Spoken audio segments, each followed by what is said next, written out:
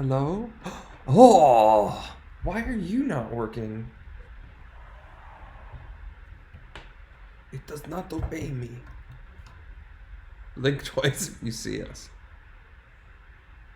I think you should be able to hear me now. Alright. Now let me see if I can fix it to be back to using the fancy mic.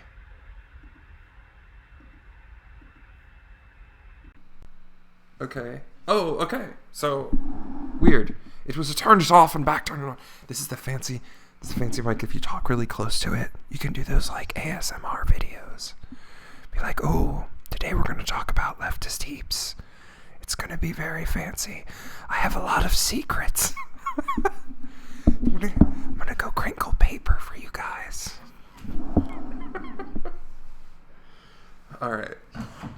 Wow. It's not a 341 lecture if there isn't a horrible technical difficulty at the top of the class.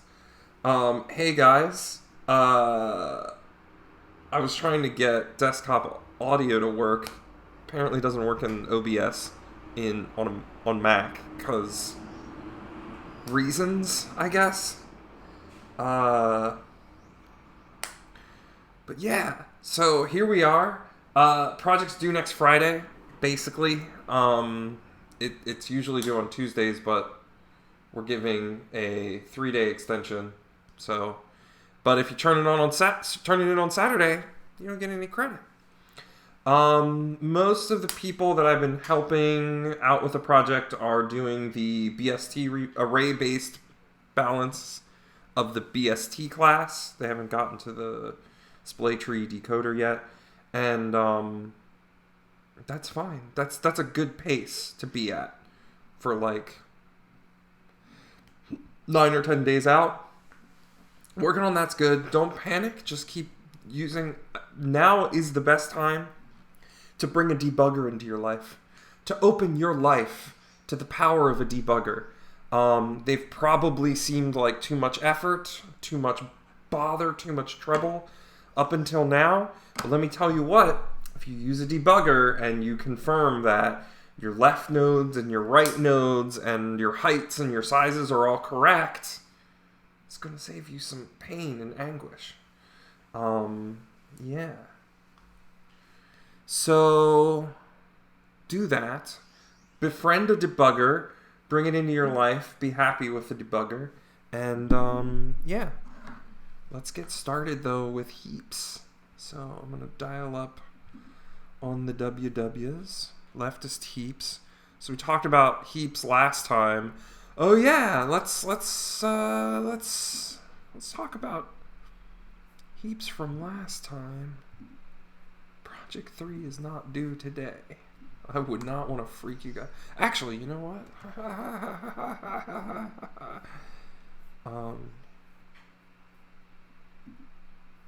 Alright, Chrome. Ugh, Chrome. Chrome, why do you always fight me?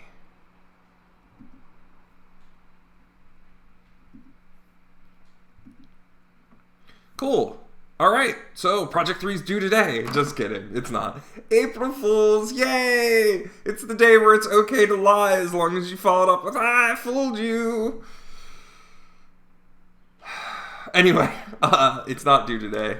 It's due next Friday. I know, this is 341 students working on Project 3 are the crowd that you really don't want to mess with in terms of leg pulling. So... Have you been able to look into BST output being wrong? No. No, I have not. I have not looked into that. I would assume that it's correct, though. So if you are getting something consistent with your friends that's different with the output, you might all be doing something wrong, similarly wrong. So, but I will check on it eventually. Does the last Friday class video address the scanner class? Nope. I might release something on Friday again. For that. There's a tradition in France where you slap somebody with a fish on April Fools. I don't believe that. Natalie, it's true? They fish slap in France? What do they call that? Like frappe avec un poisson or something? No, I don't remember. All right. Okay. So the announcements are Project 3 is due next Friday. And, yeah. Next thing to talk about is min-max heaps. So we talked about heaps last time. We're gonna do a little bit of a review on that before we hop into leftist heaps. So there were a few guesses from last time. So the question was, how do we build a priority queue from a list, and how fast can we do it? So let's go over here to the Photoshoppery. Oh, really? Photoshop doesn't have like a thing anymore? Why? Why do you fight me so? Wait, maybe? No. Photoshop! Alright. Cool. Create new. Create new. Okay. Is that still working? Okay, cool. I haven't looked into the other thing for doing this because reasons. Thank you, Tyler. It's officially called the French tradition where you slap someone with a fish on April Fool's Day. Oh my gosh. Le tradition français ou tout. I don't know. Anyway. Alright, so blah blah blah blah blah blah. Alright. We've got a pen. It works. Exciting. Let's talk about it. So we've got an array of values. Ooh, this is sort of relevant to the project, actually.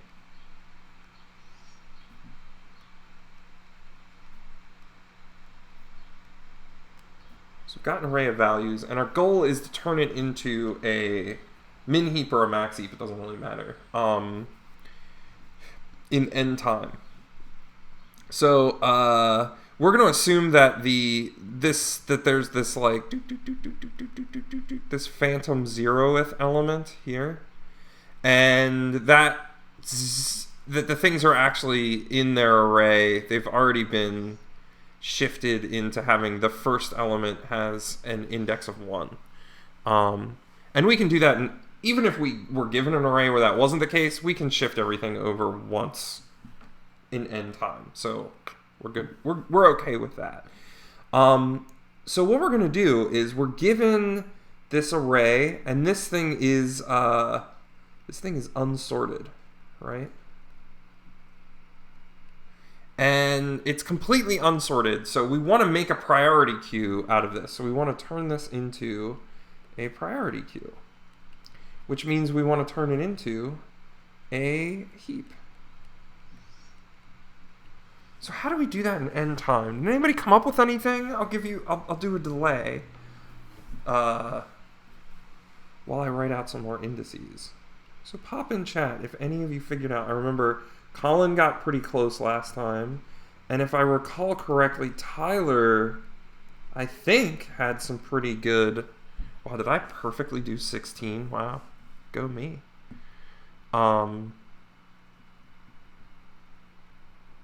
Anybody have any ideas about how to build this thing?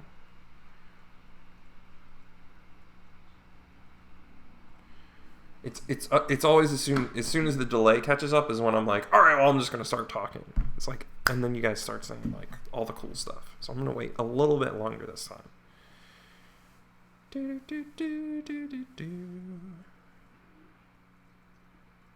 It's the French tradition where you slap someone with a fish. It's fish day. It's the slappy fish day. All right. Chat is quiet. Or chat has stopped updating on my phone. No, it is. Okay. All right. So here we go. So what we're going to do, if we want to turn this into a heap, well, heaps are stored in arrays, and it's an array of unsorted values. So we're gonna turn this directly into a heap.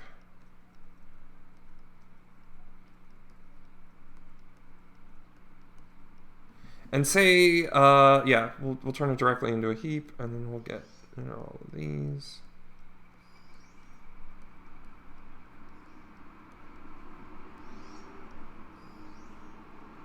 I got nothing. All right. So, what that, whoa, intense wrongness detected. Okay. So what that means is whatever was the first element of the array is going to be the top element of our heap. So it goes up here, right? But what if the value in here was like -1,000? Is that likely to be the max value in the array? Probably not. I mean, who knows? It could be an array of entirely negative numbers. But the point is, the value that's at the top may not be the maximum value once we've done this. Thing is, we're okay with that.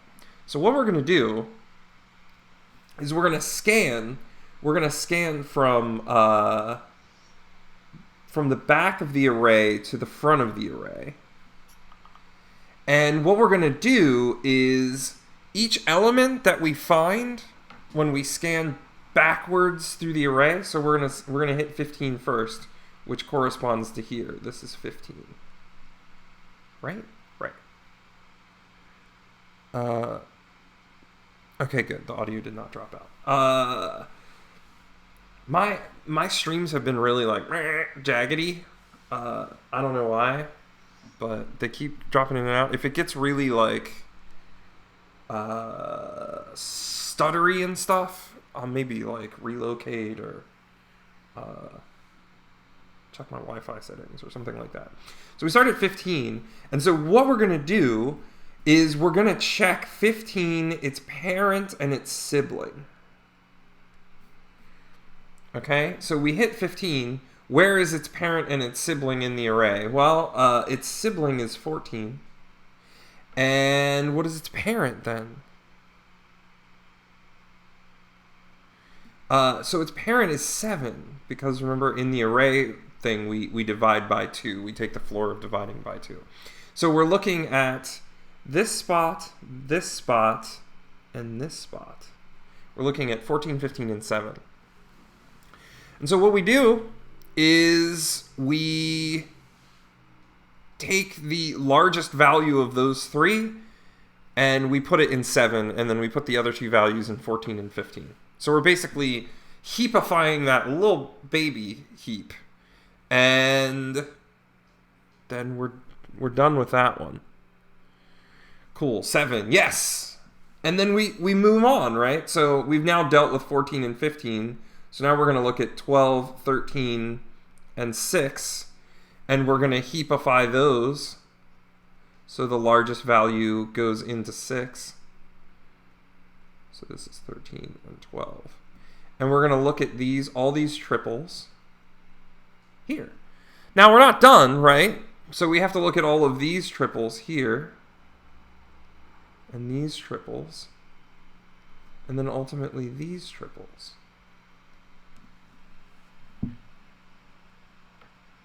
And then eventually we will have done a scan backwards, more or less, and heapified.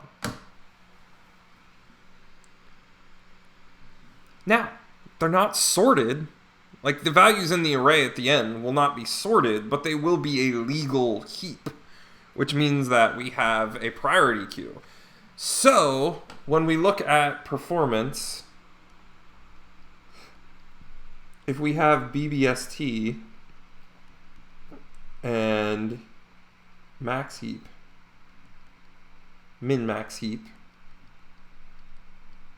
getting better with this pen. So we have insert, or sorry, in queue, DQ, and create. Creator, what? From list. BBST will be big O of log n, and so will max heap. And DQ will be big O of log n, And so will max heap. BBST will be what?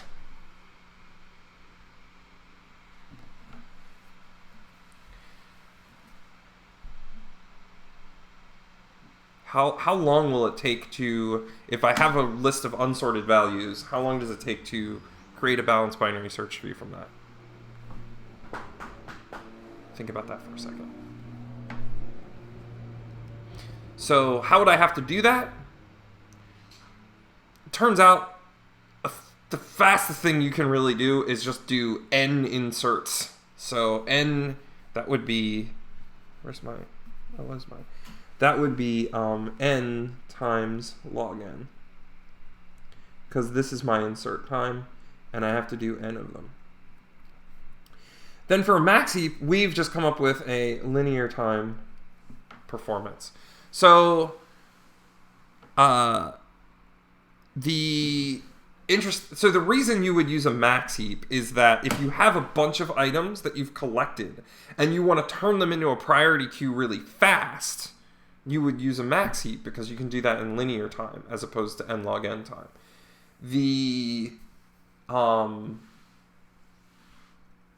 But if you're just getting individual items in and then dequeuing individual items, you're actually going to be seeing pretty much similar performance between a balanced binary search tree and a max heap implementation of a priority queue. Because remember, we're all here to serve the noble cause of creating a priority queue.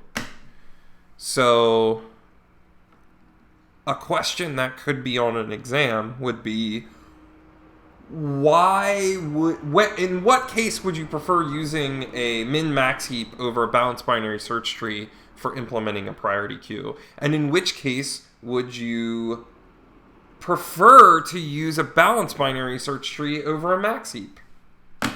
What is the second question? When would I prefer a balanced binary search tree? When would I prefer this over the max heap? Like, what kind of problem? Because that's the point of data structures. One of the points of data structures is to make you guys work on hard projects. Which is, I mean, we're basically giving you really, really challenging problems for you to solve. And so that's going to just make you better programmers because you're going to solve these difficult problems, and it's going to really calcify some of these slippery concepts in your brain.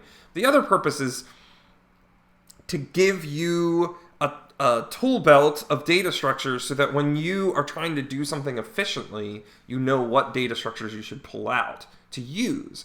So there are times when you might have somebody ask you to make a priority queue, and it is correct to use a balanced binary search tree as opposed to a max heap. When would that be? Office hours after this? Nope. Probably closer to my normal time. The way I'm going to do office hours is I'm just going to swoop in for 30 to 60 minutes and start taking people out of the office hours queue. So, you probably won't even be aware I'm doing that until you get me as your TA.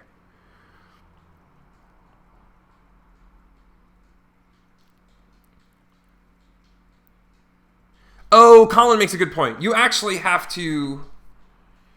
Okay, Colin makes an excellent point. You actually have to, in this algorithm with the triples, you actually have to bubble all the way up or all the way down each time, right? So if you have a really large... If you have a number down here that gets pushed down, basically you have to do the full trickle up or trickle down. And... which then lends the question, well, then aren't I doing n log n operations? And there's a really involved proof, which is not really beyond the scope of the class, but I'd rather cover more data structures than go over a lot of proofs. There's a proof that shows that the distance you're going to bubble up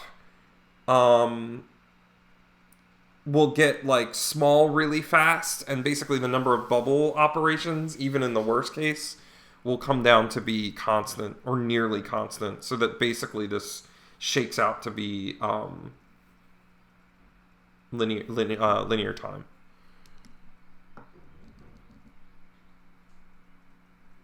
Can we discuss the answer when min-max is preferable and when a bias are? Yeah, definitely. So the question up in the air is, when would you prefer a balanced binary search tree?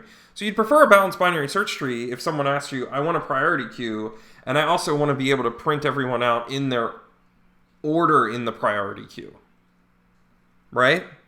So balanced binary search trees have an n-time algorithm for traversal that gets you out all the items in their sorted order. So if you're using a balanced binary search tree to hold a priority queue, then if somebody asked you, print out the queue for me in priority order without destroying it, it would take n time. However, for a max heap, you would have to do n many dequeues, which would be n log n time, and then you would also destroy your heap in the process.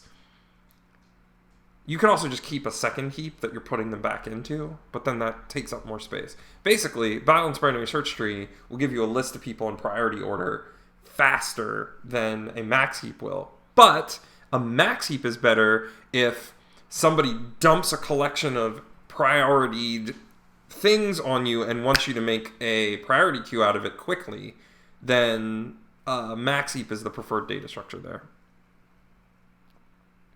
Great question, though. Both Sarah and Colin, thank you very much. Awesome questions. This construct operation for min heaps, you basically just work backwards in the array, bubbling everything up. And there's a proof that shows that by the time you've done the bottom level, you've done most of the bubbling you need to do, because you've covered most of the elements at that point. Anyway, it's an interesting proof, but I don't want to spend a huge-esque amount of class time on it. All right, awesome. So today we're going to cover another way of doing a heap. Today, we're going to talk about doing a leftist heap. And it's not a political statement, but we're going to do leftist heaps today. So,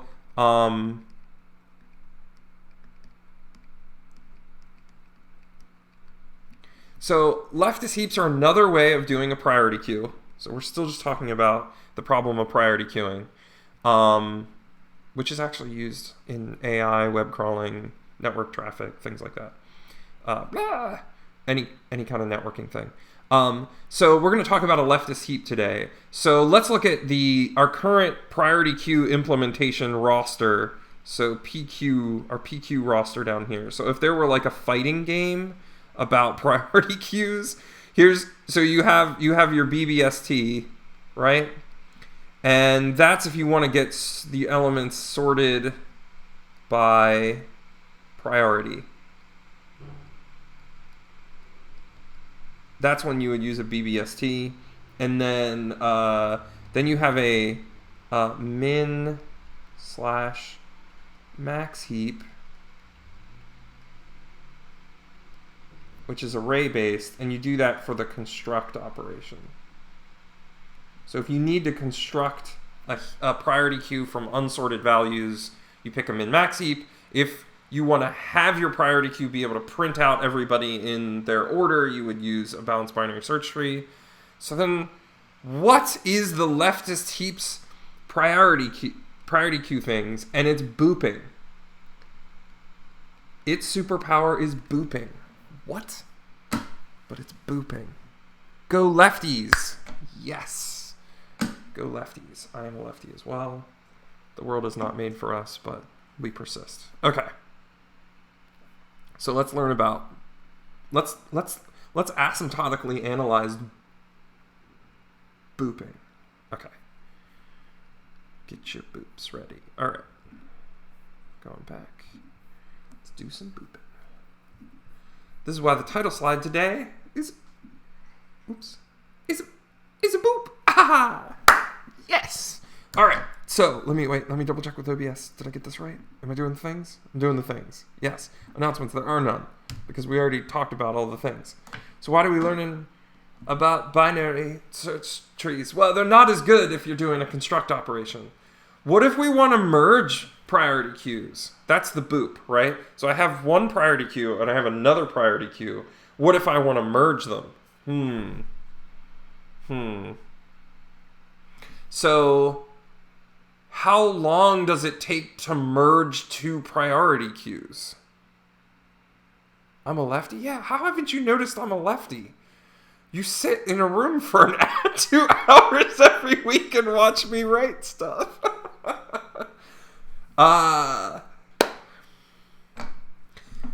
Okay. So what are we up against? How well do we have to perform for a merge? So let's go back to Photoshop again. All right. So let's do a new thing here, and we'll go BBST merge. BBST merge. So I have tree A, I have tree B. Overall, their size is N. And I'll have like tree A here. And then I have tree B here. And then, so how long is it going to take me to merge these two? Big O of what? So that they result in a balanced binary search tree. And then if I have a max heap, if I have two max heaps, A and B, and B, and together their size is N.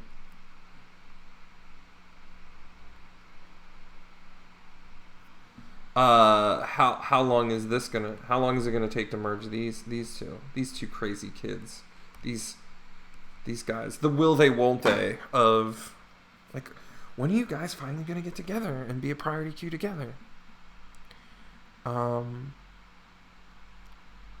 Your cat hates booping? Oh, that's terrible. My cats love the boops.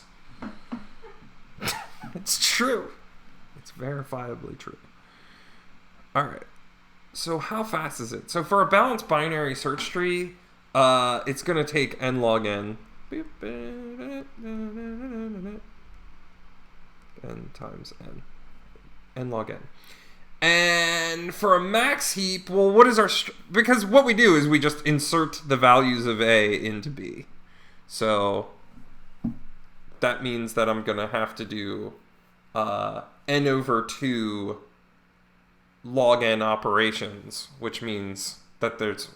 if I'm going to have to do n over 2 times log n operations to merge A into B, then that's 1/2 n times log n, which is, we can get rid of this 1/2 because we drop constants. So what would our strategy for a max heap be? How do we merge two max heaps efficiently? How do we leverage their strengths?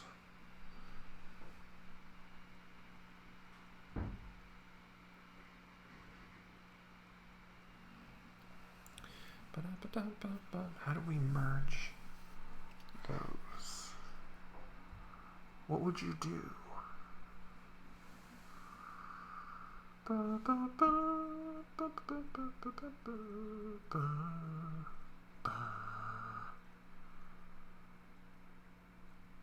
Specifically the first and the second one, it's just take two priority queues, merge them together.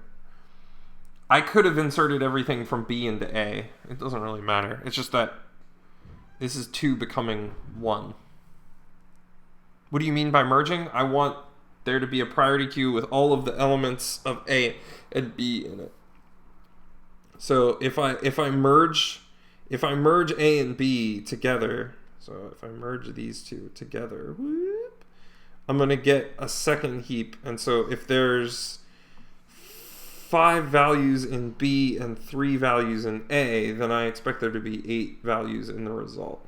Now, it may not like have the same shape because most of the values in B might have... Most of the values in B might have... Well, these aren't even legal max heaps, are they? Whoops.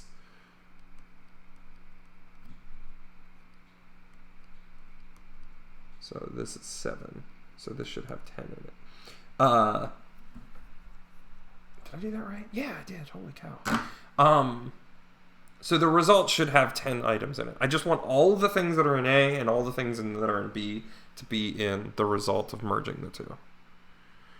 Compare the roots of A and B. Yeah, but I mean, you're going to have to compare everything to everybody because the root of A, the root of A's value, this one, might belong like here.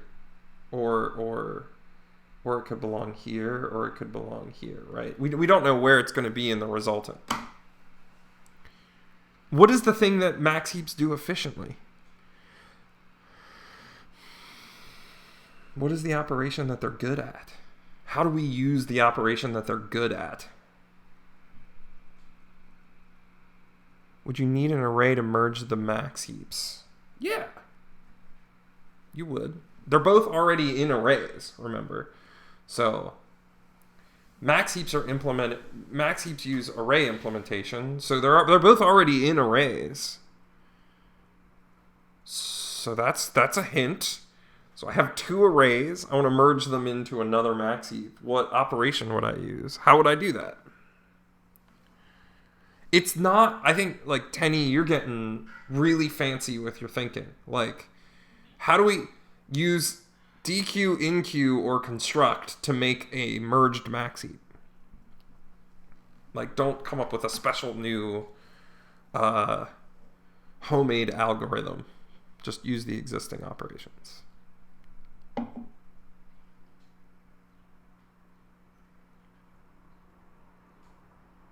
Nobody?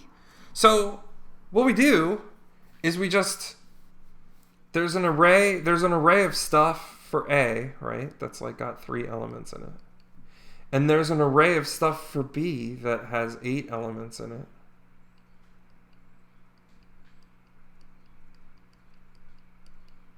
And what we're going to do is we're going to create a third array. And we're just going to copy the first 3 elements into the first part, and then the last one in the second part. And then now we have an array of A is here, B is here, and then we just call the construct operation on it.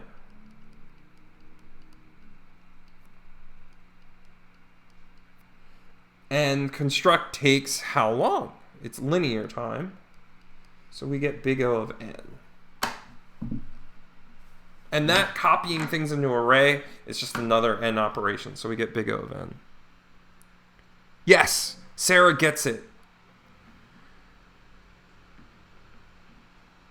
Max heaps are good with insertion, but they don't actually outperform balanced binary search trees on insertion.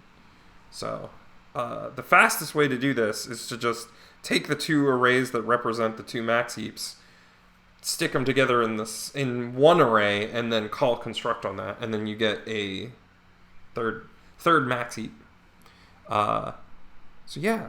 So we're looking at linear time to merge 2 heaps. Today we're going to learn about leftist heaps, which can outperform that, which is pretty impressive. What? You can merge 2 leftist heaps faster than n. Faster than n. That's madness. I know, it's pure madness. All right, back to Chrome. All right, so they InQ and DQ at the same speed as min heaps and balanced binary search trees. They also maintain the heap property. So in a leftist heap, each node, spoiler alert, they're binary search trees. Or not, sorry, they're binary trees. They're not binary search. They're binary trees. That's your secret hint. They also maintain the heap property. So each node's key must be greater or smaller than all of its descendants. Same deal, right? So if I am a node, I know all of the nodes beneath me are either have larger key values or smaller key values. But this time we're gonna stop doing array-based stuff, and we're gonna go back to a linked tree representation. So we're gonna have left pointers and right pointers and all that jazz.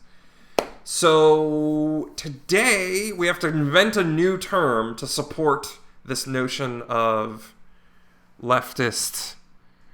I know, I hate the delay too, but I may switch to like Zoom or something, or Google Hangouts. It's kind of, this is nice though, because you can rewind what we're doing, and I think that's probably really helpful for people who come in late. What is a BBST? Is balanced binary search tree. So AVL tree, red-black tree, splay tree, so on and so forth. Cool. All right, so the null path length is the length of the shortest path from the current node to a node without exactly 2 children.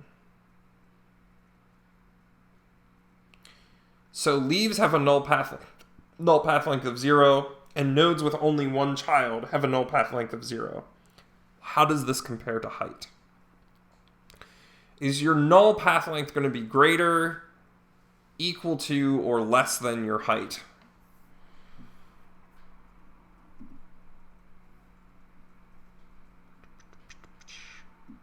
We may go into a second class on this, because leftist heaps cause a lot of struggle bearing, and I want to make sure that we hopefully don't hit that as much this semester.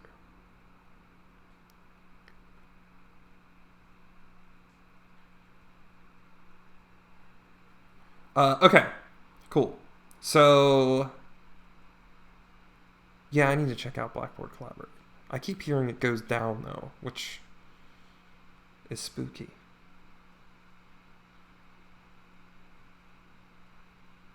Anyway, okay, so null path length. So let's look at a sample tree.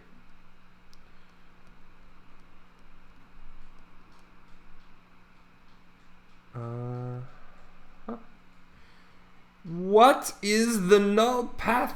Okay, so work out on your own. How do you label each of these nodes with their null path length? So it is the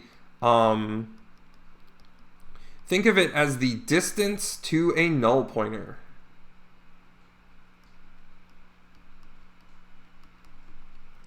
So how many hops do you have to make from that node to find yourself a null pointer? And then the question is, how does this relate to height?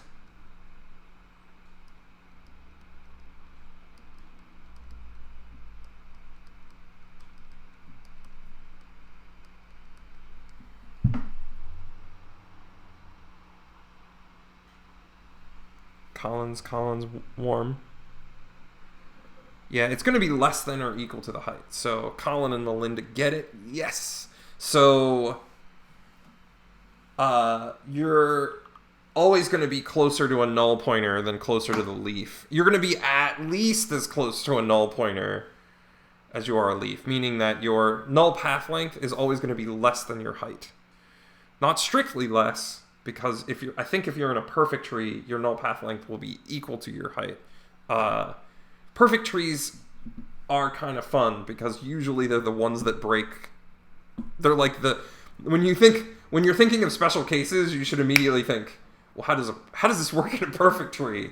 And then how does this work in like a strandy linked list tree? When you're trying to think about tree theoretical things. So let's put in some null path lengths. So this one has a null path length of 0. This one is 0 away from a null pointer, so it's got a 0. This one's 0. This one's 1, because it has to hop to either of its children to get to 1. This one is 0. This one is 0. So this one is what? What is the root then? There's a null pointer here. So this one is also 1. So look how, I mean, the height of the root, we would argue, is like 4 or 3, depending on how you're counting it. And its null path length is only 1. So null path length numbers are going to be generally quite low. Okay. Now, second question. Given my children's null path lengths, compute my null path length. So if I know my children's null path length, what is my null path length?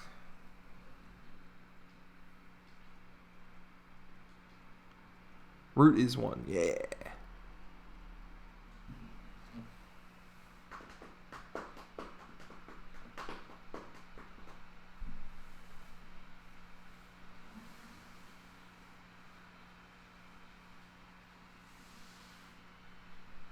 So how do we do height? Relevant for the project. We compute height. So your height is the max of my left height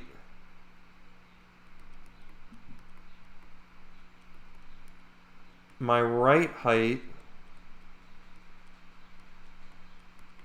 Wow, I really mangled that word height. Plus 1. It's the max of the 2 plus 1. So how do I do NPL? Haha, Evan, yes! So it's kind of the opposite. It's the minimum. It's not the heights though, but it's so for NPL, it's the minimum of my left NPL and my right NPL. The minimum of that plus 1.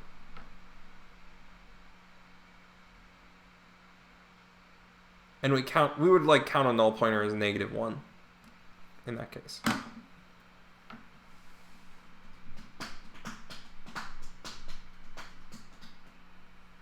Yep. So you guys, most of you got it.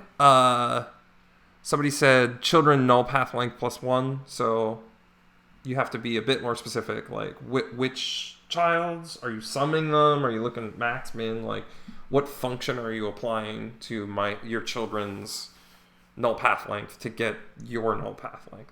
So if I was writing a recursive tree traversal to compute null path lengths, if I was doing at the end, after I've done my left and right recursion, I would afterwards, in sort of a post-order kind of traversal, set my null path length to be the min of my children's plus 1. And then that's how I would mark up a tree with null path length. Why do we care about null path length in leftist heaps? So here's why we care about null path lengths in leftist heaps. Leftist heaps are kind of like, in addition to booping, they're also the kind of like, they're the snuggly data structure, actually. So what leftist heaps, the reason they're called leftist is they deliberately hang down to the left. So when you look at a leftist heap, it's going to be like a little kind of kidney shaped, right? And so the nice thing about this like kidney shape is that if you have two heaps that are both kidney shaped, they're kind of like stackable bowls in your pantry. You can fit the smaller kidney shape and you can kind of have it snuggle into the larger kidney shape, giving you this nice like oh, they're friends now. So once you put those together, ultimately what you're getting kind of in the outside is another kidney shape. So when you merge these two things, you're getting the leftist heap is really neat because what you're doing is you're just kind of like tucking them together, and then the result gives you another leftist heap, which means that leftist heaps are optimized for this merging procedure where the two things snuggle up. And so when we look at null path length, you can think of null path length as like a distance to a snuggle opportunity.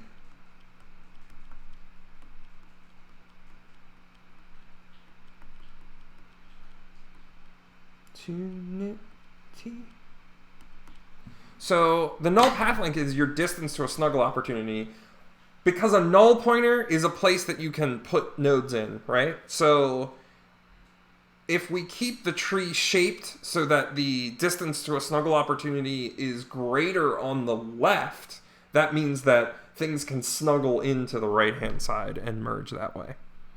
So that's how that works. This is all about booping and snuggling. I know this data structure is difficult to keep socially distant, to tie in with current events. So let's go back to the slides. Now that we've talked about null path length. So then there's the leftist heap property. The left child of node must have a null path length that is no smaller, meaning equal to or greater than the right child's NPL. And this is like, if I came up with this data structure, I would call this the like cuddle property of leftist heaps. I wouldn't even call them leftist heaps. I'd call them like cuddle heaps. This property means that generally leftist heaps are going to be left heavy. They're going to be this sort of like interlocking shape, so that our merge operation is demonstrably efficient, so that we can, and by demonstrably efficient, I mean that we can prove that our merge operation is going to be fast. So values still stay in heap order. The null path length maintains this this interlocking shape, and which means that this bottom bullet is another way of saying that like the you're always going to go right to find your snuggle opportunity, which is to say the shortest path to a null node should always be to your right. If you take the right child, you're always going to go down the tree to the right to find where you can put a new thing. So these trees are deliberately unbalanced. So we're deliberately leaning to the right, but that's so the puppy can snuggle the kitty, right? That's so that, oh my gosh, my face probably covers up most of the adorable graphic here, which is unforgivable. Yeah, it does. Whoops, whoops, whoops, whoops. Hope I didn't make anybody like weirdly motion sick there. Whoop. Look at this. Wait, look at this kitty. Look at them. Oh. Gotta move me face. So, yeah, these trees are actually deliberate. So we've spent all this time talking about balancing binary search trees, and now we are deliberately keeping them unbalanced. Right? So we're crazy in data structures. We're crazy.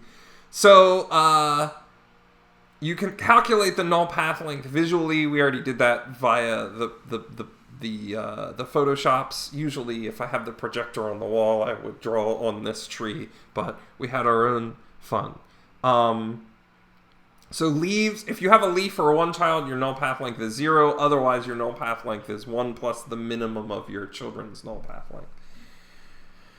Okay, so a leftist heap node is just going to be the same as a usual binary tree node with a left and right child, some sort of data. Usually it's key and some data value. Remember, we're still doing priority queues.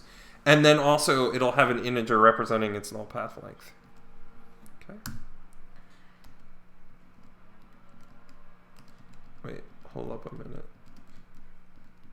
Okay. Let's go look at the code, though. So this was lifted from Geeks for Geeks. So what we're going to do, instead of doing inserts and removals straight away, we're going to talk about this merge operation, this snuggle operation. So it's going to take two nodes, which are the roots of some subtrees of two leftist heaps, and it's going to merge them. So, actually, can I get it, like, nicely fit? Mm-hmm. We're on the edges of innovation here. So we're going to grab this. And I'm going to go to the shop. Let's go down to the shop, guys. Ooh, from the clipboard. What? What? Oh. How do I... No, this is not what I wanted. Ooh. Width. 1800. Paste. But don't... No. Excuse my struggling. I'm bad at this. Oh, gosh. Unlock? Move? Or no? Move? Yes. Okay. We're going to try and make this work. Cool. Thank you. Thank you.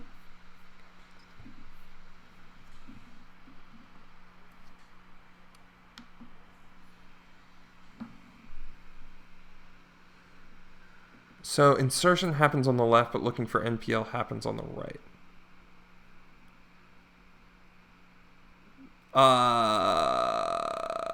Don't worry about insertion yet. Okay. So we're going to have H1, and it's going to have 5. This is so annoying to do. H1, H2. This is hard to do on a whiteboard. It's going to be harder here. We're going to make these min heaps because I already made a low number there. And we're going to make them leftist heaps. So 8 and 9. And then over here, we're going to have another one that's 7. Oh, wait, we already have 7. Shoot. 9, 18, 30, 50. And yeah. Okay. So here's H1 and H2. So we're going to merge them. We're going to call this merge function on H1 and H2 and look for questions. So the insertion happens on the left, but looking for NPL happens on the right.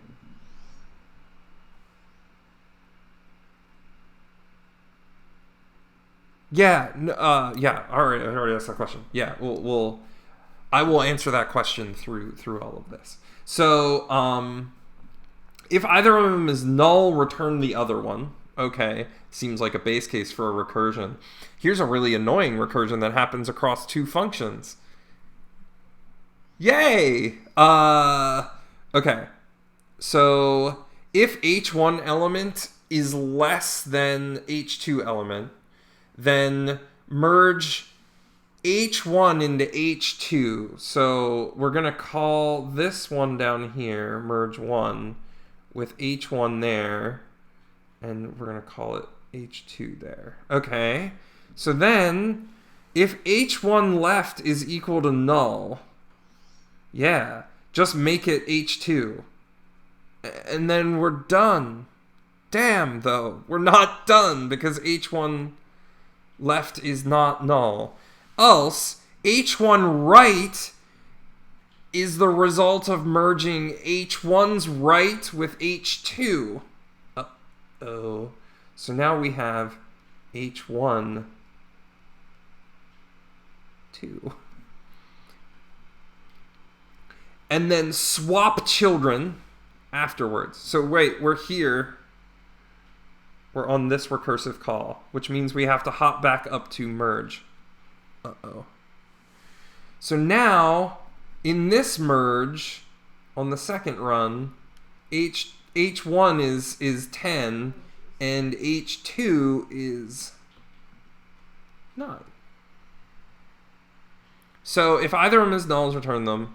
If H1's element is less than H2's element, it's not, merge them. So now, going into here, Inside this function, this one's going to be known as h2. So I'm going to get rid of this line.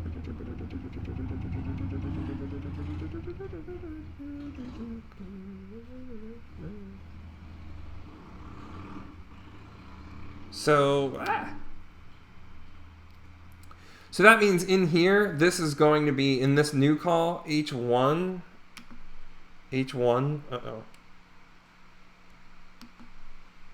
h1 is going to be 9 for this call and 10 over here.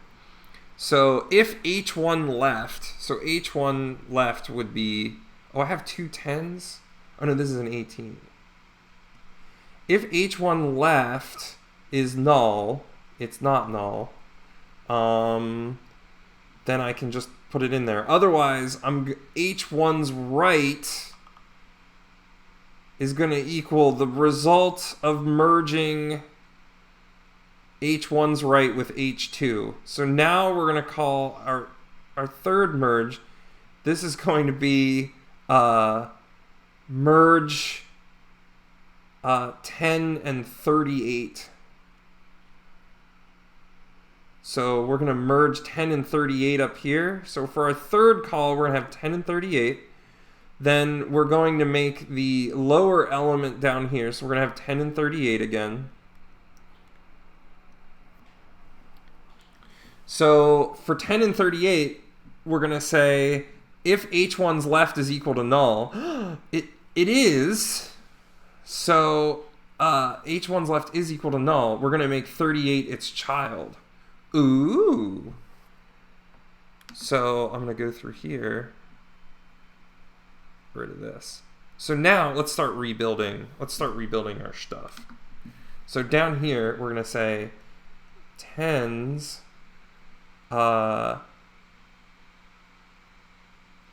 left-hand child is 38. Okay. And then we return this. So then now we've finished this recursive call.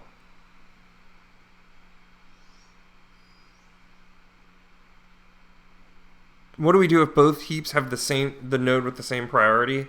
Well, there's two ways you can handle any kind of duplicate priority values in priority heaps.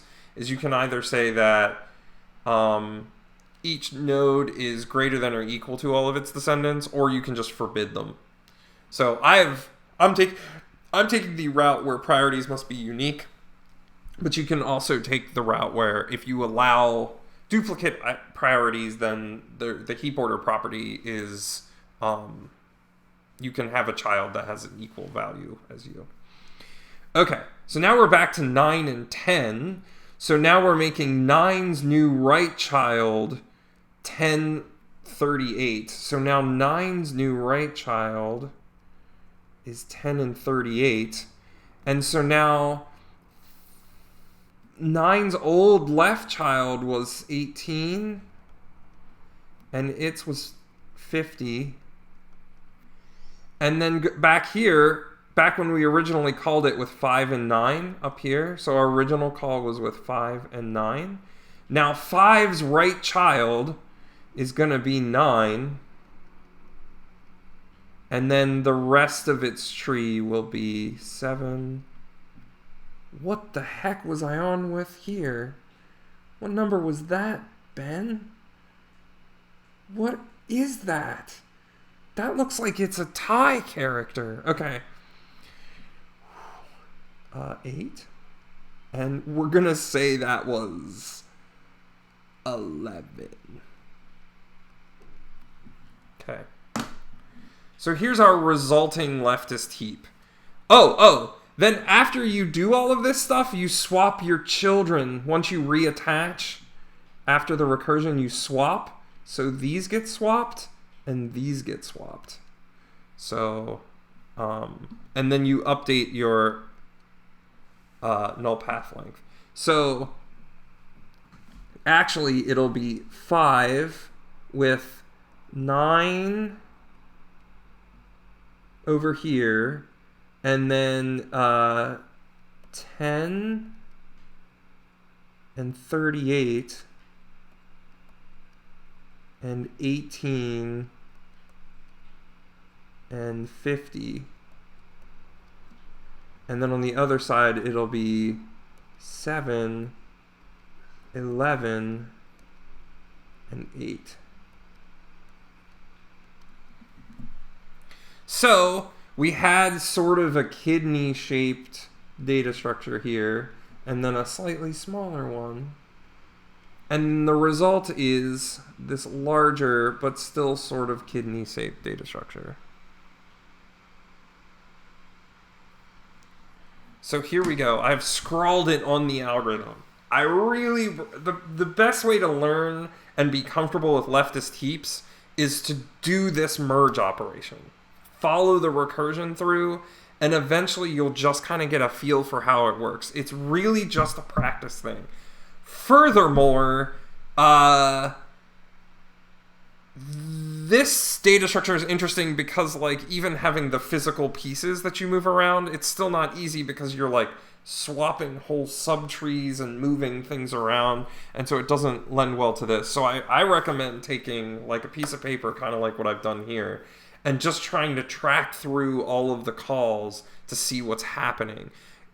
You have the code here. I've linked it in the slides. So you're also welcome to grab this code, implement it, and then while you're working it through on the paper, go step through the debugger and see, like, for every recursive call of merge 1, that you're getting the, like, correct things and your swap children works and so on and so forth.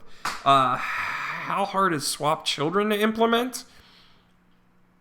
Not hard. It's you just do a pointer swap. People are confused. Yeah, I'm gonna do another example, but you have to work through it.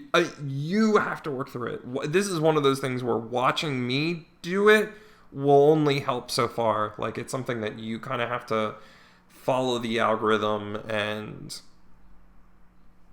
perform all the operations to kind of get what's going on. But we'll kind of go back to a intuition here. I'm going to up this to, like,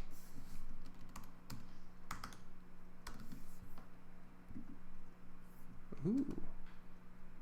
No, but not there, dummy.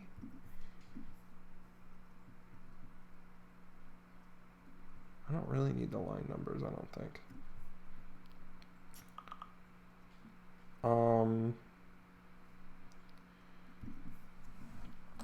Okay, so I'm gonna do another one, and I'm gonna take a lot of pauses so that you guys can work this out through yourself. So I'm gonna do, and yes, I will be asking you this on an exam. Like, yeah, it's gonna happen. So work it through. I will go over this again next class. We'll probably spend at least half of next class on this. So don't worry about it. Oh no. What? Oh, this is my, like...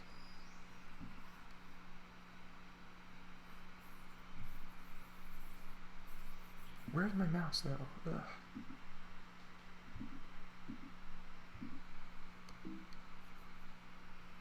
Oh, I'm on the eraser. How did I get on the eraser? What is that? Oh. Okay.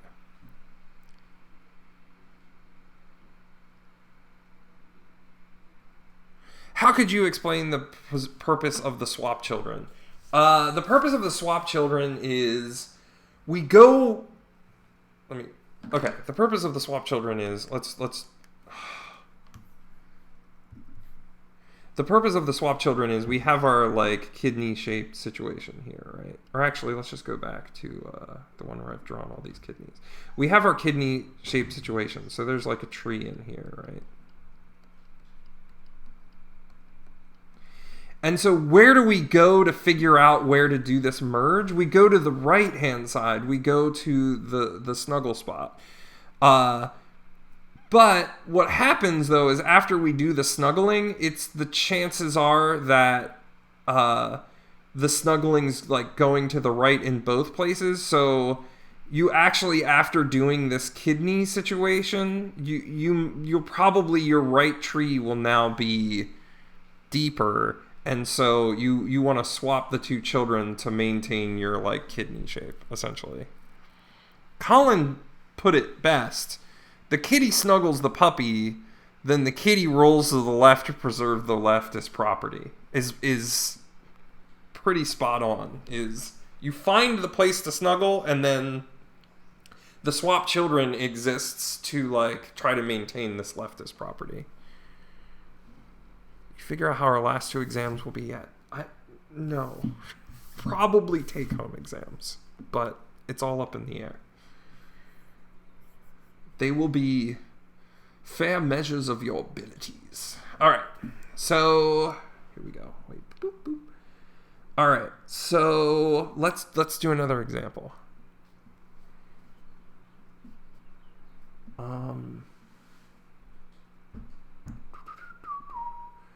Let's come up with a couple trees. We'll do min trees again because that's easier. 1, 5, 10, 15. 20, 2, 18, 19, 30, and 21.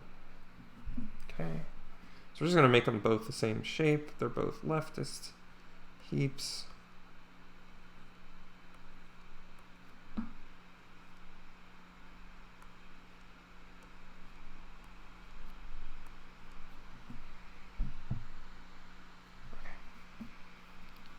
All right, so this first merge call is going to be called with node 1 and node 2. So we look at it. Are either of them null? No. So we call the next function merge 1 with. It keeps now selecting. It's really annoying. There's like a button under my thumb that is turning to the eraser, but like doesn't toggle. It just goes there. Okay. 1 and 2. So now we have 1 and 2 down here in merge 1. And so now I'm going to call, is one of their lefts null? No. So then the right one of 1 is going to be the merge of 1's right and 2. So 1's right is 20 and 2. So then basically this code here is just calling merge 1 such that the first element is the lesser of the two. So then we come over here with 2 and 20. Oops, 2 and 20. Take-homes are full of traps. I don't think they're full of traps. They're just going to be more work. Okay. So is either 20 or 2's left equal to null? Yes. Actually, no, sorry. Is 2's left equal to null? No. So 2's left is not equal to null. So we have to come down here. H1's right, which is 2 currently. H1's right is going to equal the merging of H1's current right, which is 19. And H1's current right, which is 19, and H2, which is 20. So up here, we're getting 19 and 20. I didn't actually intend for this. I just picked numbers at random. But they're consecutive. Amazing. So it's going to come down here with 19 and 20. And then we're going to look. Is 19's left null? Hey, it is. So 19's left is null. So that means we're going to take the current subtree for 19, and we're going to make its left. Oh, this is a bad place for drawing this. We're going to make 19's left subtree 20.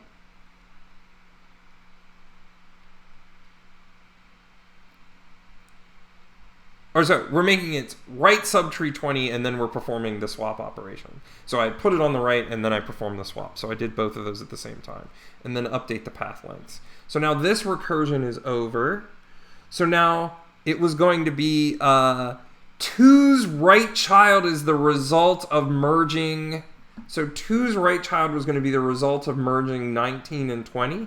Well, we've merged 19 and 20 down here now. So 2's right child is going to be the result of merging 19 and 20. The thing is it's not going to be its right child. It's going to be its left child because we're going to swap it.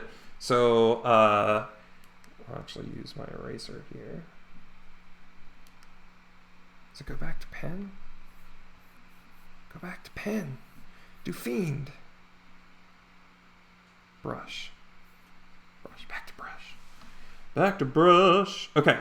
So now we have 2. So after assigning 2's right child to 19, we're going to swap it. So now its left child will be 19, and its right child will be this former subtree. So 18, 30, and 21. But how? Wait, does that make any sense whatsoever? Did I not make this a leftist heap? No, this is a leftist heap.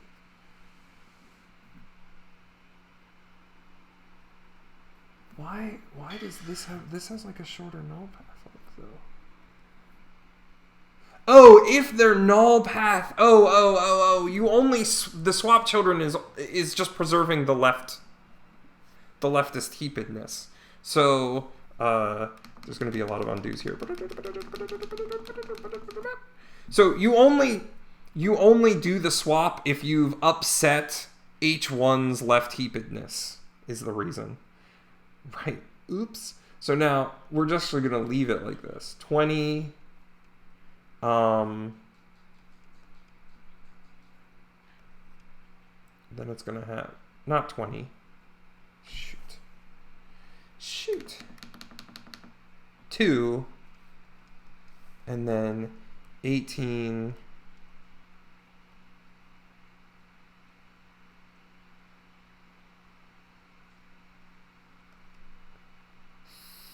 30 and 21.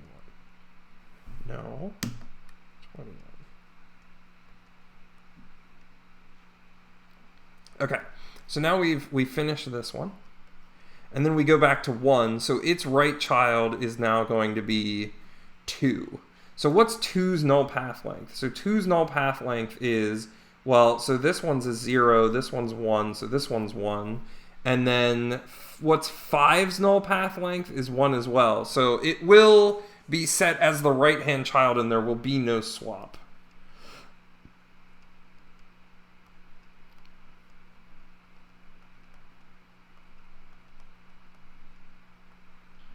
Like that, and then this update down here will make, now this has been promoted from, well, it was 1 before because this was 0, but now it's 2. And we still have a leftist heap. Even though it looks a little dangly to the right, it's okay.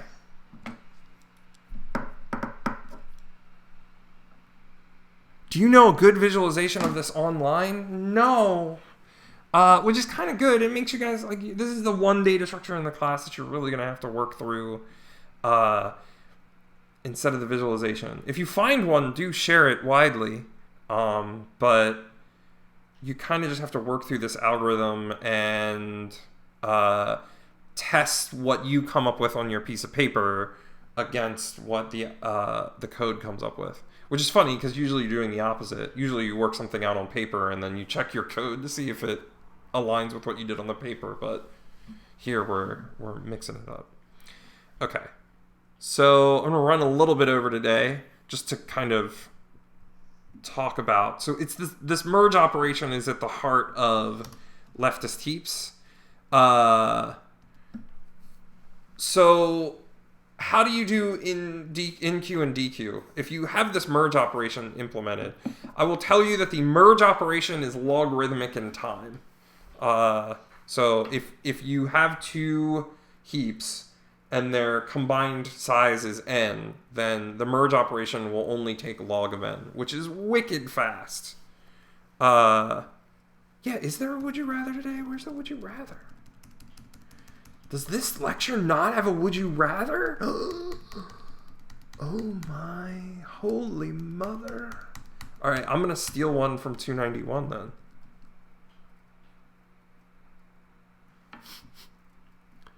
Wow, this is threatening, Michael. Don't be threatening.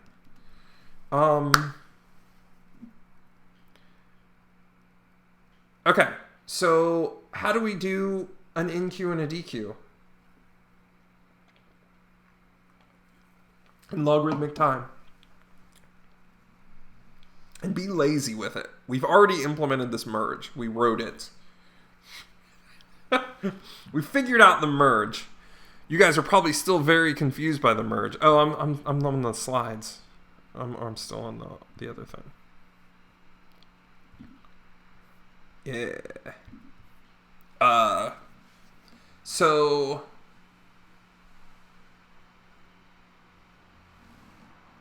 we've written the merge. How do you do an NQ?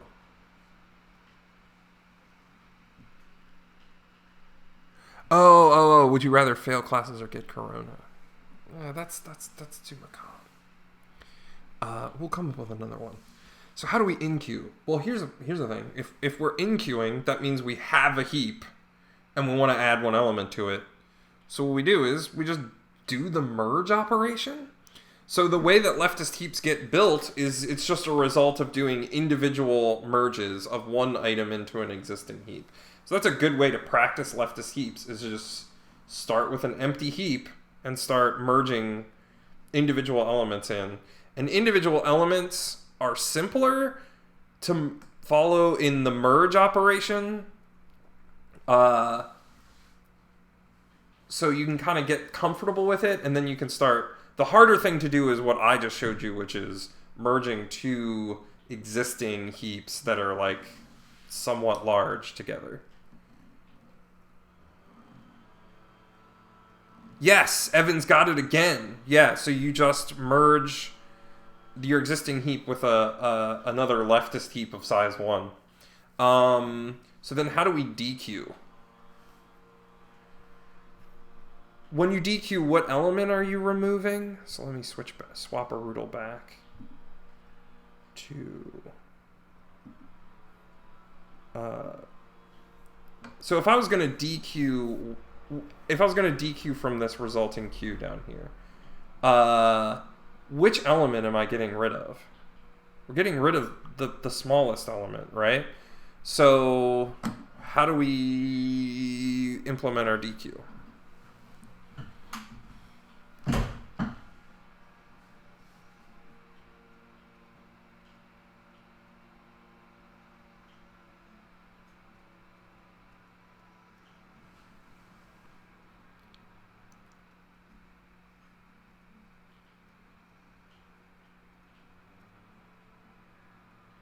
So our DQ is just we get rid of the root node. It's gone. Goodbye. And then we just merge these two trees. So merging one item, because merge is log n, merging one item, log n. Merging the two subtrees, also log n. So what we get is a data structure that still has NQ and DQ be logarithmic time, but now we support a merge function. So if we go back to the superpowers page, so now we can add to our priority queue roster, we can add leftist heaps.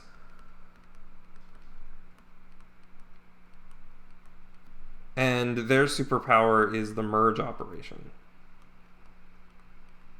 Leftist heaps, I believe, are used in routing when one router goes down, its priority queue gets merged into some other's router's priority queue, and so it can be that operation can be done efficiently. So that's generally where you see leftist heaps. So all three priority queue and this is all we're going to cover for priority queues. There's actually more. There's binomial heaps and Fibonacci heaps, but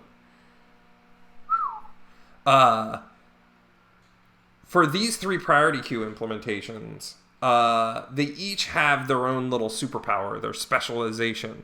So balanced binary search trees have a priority search, and then or you can sort them. Min-max heaps let you construct an existing unsorted list into a sorted list, and then leftist heaps allow you to take two priority queues and efficiently merge them. All right, now I'm going to dial up a would you rather. So, because we need that in these times in the world. I need a nap. Wow, me too. I need 1,000,000 naps. I woke up with a headache this morning. Like, oh, it's like the worst. Waking up with a headache. Oh, all right, here we go. Where? All right. This was pretty good. Let me go back to Chrome. Chrome. Can't believe I had a lecture without a would you rather. I'm a monster. Would you rather know from looking at someone what items they had in their immediate possession? Wait, am I on Chrome now? Or be able to jog indefinitely?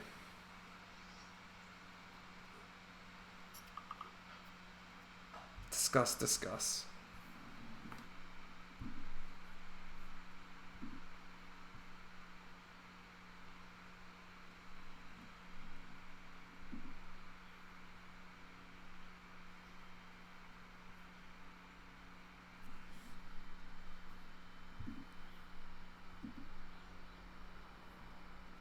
No questions?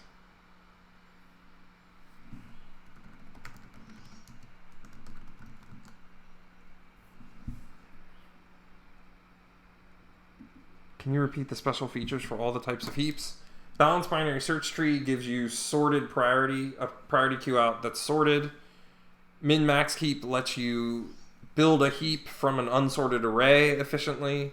And then leftist heaps lets you merge efficiently. Jog. At what speed? It's a gate, so at your normal jogging speed, you can jog indefinitely. Does the jog improve your health? It doesn't hurt your health. It can improve your health, but it also won't hurt your health. Like, you won't get... never have to stop to eat, sleep, hygiene, etc. You would have to stop for that. You would be probably smelly. You might not be sweaty because then you'd get dehydrated, but you'll be pretty sweaty, but you won't die of dehydration or hunger any more than you normally would. I can live forever by jogging. No, you can't live forever by jogging. If you jog, you will never become fatigued from the act of jogging. You might become fatigued from the lack of sleep or the lack of nourishment, but you won't be... So you could wake up in the morning, jog, you could take some snacks with you, and a couple drinks. You could jog and then just eat a normal snack lunch and a normal amount of drinking, and then you'll get sleepy when you would normally get sleepy. If you kick it up to a run, though, you start getting tired. Does your speed go up as you jog more? Maybe a bit. Like, maybe your stride will lengthen and your pace might go up a little bit, but it'll still be a jog. Can I jog to, like, another state? Yeah. Yeah, you can jog to another state. What are you guys all questions about the jogging? It's like, immediately know things in their possession. It's like, yeah, these people have taken physics. Like, there's energy isn't being conserved in this would you rather. I demand answers. The jogging work underwater? No. You still require a normal amount. You require a normal amount of things that your body requires. So oxygen being one of them. Will the police stop me for violating stay-at-home order? I don't believe the stay-at-home order includes exercise. Would I be able to keep up with Forrest Gump? If he existed, yes. You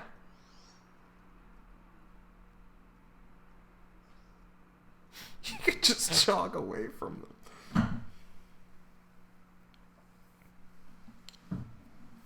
But yeah, the stay-at-home order is mostly for social gatherings. Don't have them. Stay away from your your immune compromised or a bit up there in age relatives, because they're going to be vulnerable. I would make a giant hamster wheel. Everyone's going jogging. Okay. Well, I'm going to put up the poll next time. I'm going to just grab this slide and drop it in the Leftist Heaps to remind me, and then we'll do the poll next time. Because people are thinning out.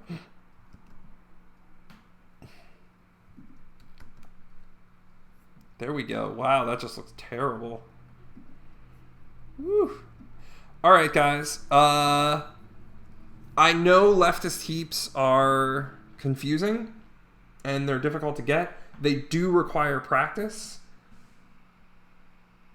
But we're going to do some more practice next time, and they'll be in the next homework, which I know has been long coming out, but because things are crazy. But they'll be in the next homework, so you'll get some practice there.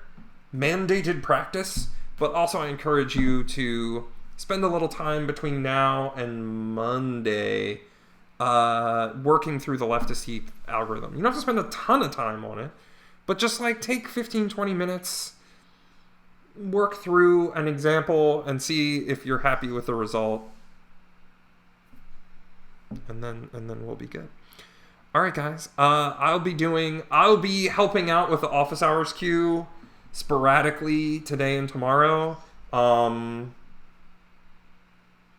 Yeah, I think that's probably the best way to do it. I was gonna open a chat room and have you guys all come in, but the thing about that is a lot of you want me to look at your code, which means that we go into one-on-one chats, which is the same thing as the office hours queue. So I might as well just help people from the office hours queue. If you have questions, general questions about the project, feel free to pop them into the general chat in Discord, and you can ping the TAs. The TAs can give you answers, I can give you answers, and so on and so forth. Make sure when you balance your tree for the project that you're balancing sort of top down. Like you're checking for the need to rebalance, starting at the top and then going down, because you don't want to rebalance a small tree and then go up and realize you need to rebalance again, and then you're rebalancing a larger tree.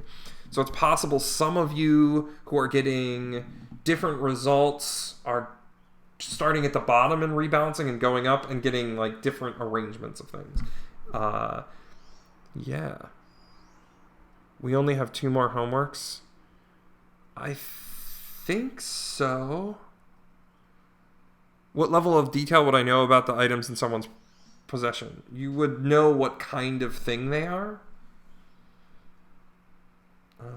Let me look and see. I think there's only 5 homeworks. Is that right? I thought maybe there's 6. No, there's 5. There's 2 more homeworks. So there's no rush to get them out there. There'll be one coming out soon. And then there'll be one more before the end of the semester. So mainly practice for exam 2 and practice for the final, really. You're starting at the top. I don't know then. I have to look at it.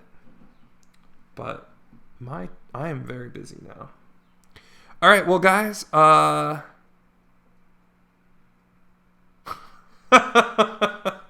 wait, you signed up for 447. I thought 447 required that you complete another 400 level class first. How did you even get into 447? I'm assuming you're not in another 400 level class if you're in 341. I don't know. I guess maybe that's just the thing they don't check. Who knows? Anyway, have a great weekend, guys. I'll look into other streaming options. And I'll look into Blackboard Collaborate at some point. It's possible this is just what I do, and we live with the delay. I'm not sure. So,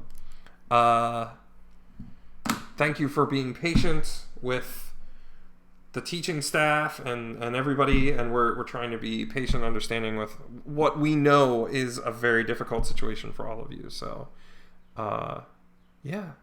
Have a good weekend. Get the project done.